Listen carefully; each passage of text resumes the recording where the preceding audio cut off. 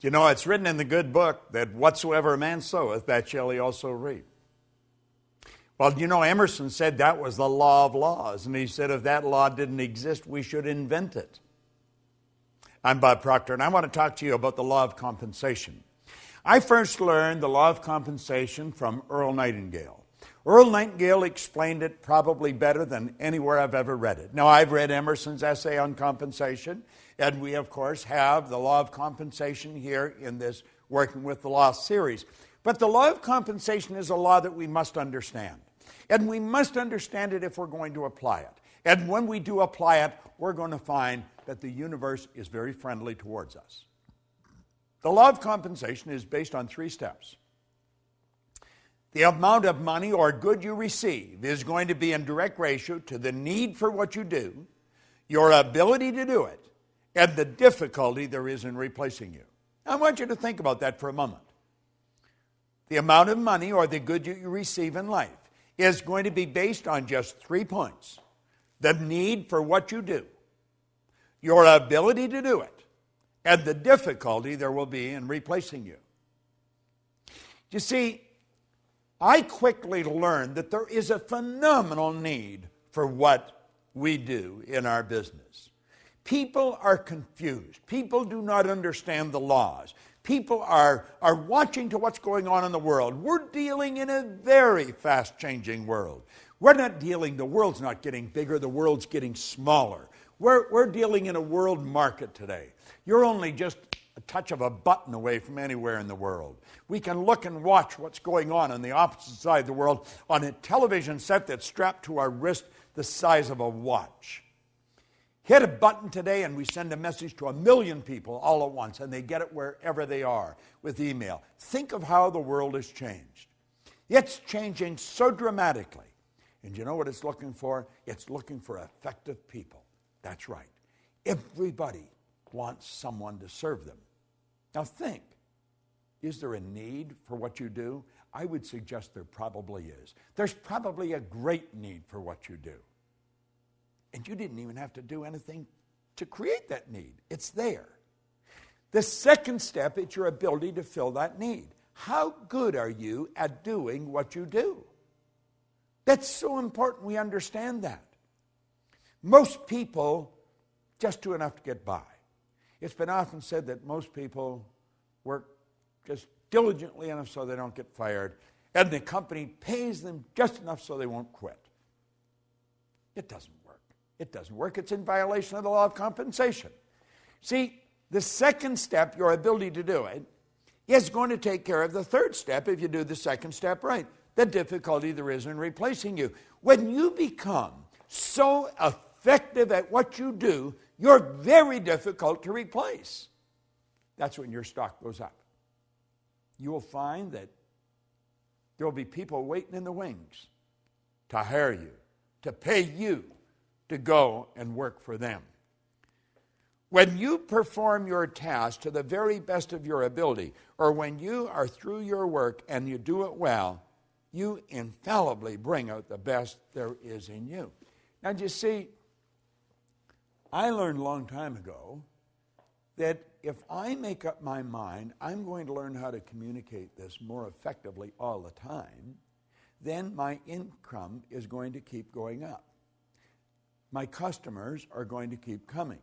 Now, we have people come to us from all over the world. That is not an accident. That is by design, and it's by law. Now, you might ask where you live. I live in Toronto, in Canada. Now, my office is in Phoenix, but I have other offices around the world, and I work with people all over the world. But how did you and I come together? I'm going to suggest that you and I came together because I made a decision many years ago that I was never going to stop attempting to improve the service I render. And hopefully, I would attract people like you into my life because I was giving the very best I've got and always trying to do it better. See, every day I study. I study every day. Now, I've been doing this since 1961.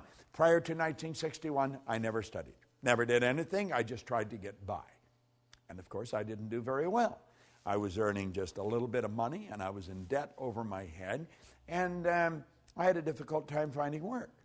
Today, I don't have a difficult time finding work. I have a difficult time hiding from it periodically, but we work all over the world. Why? Well, 3 steps, law of compensation.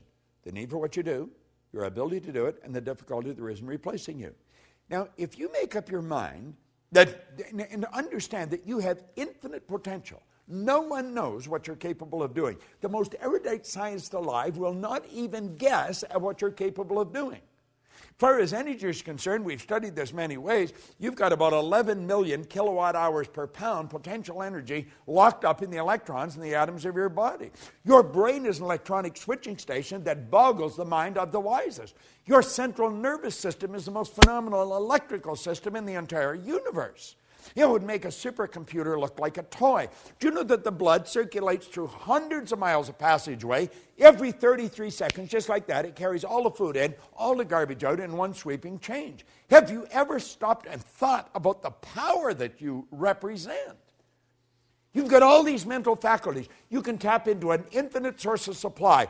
Listen, when we talk about you, we're talking about something that is awesome. The highest form of creation on the planet. That's what you and I are.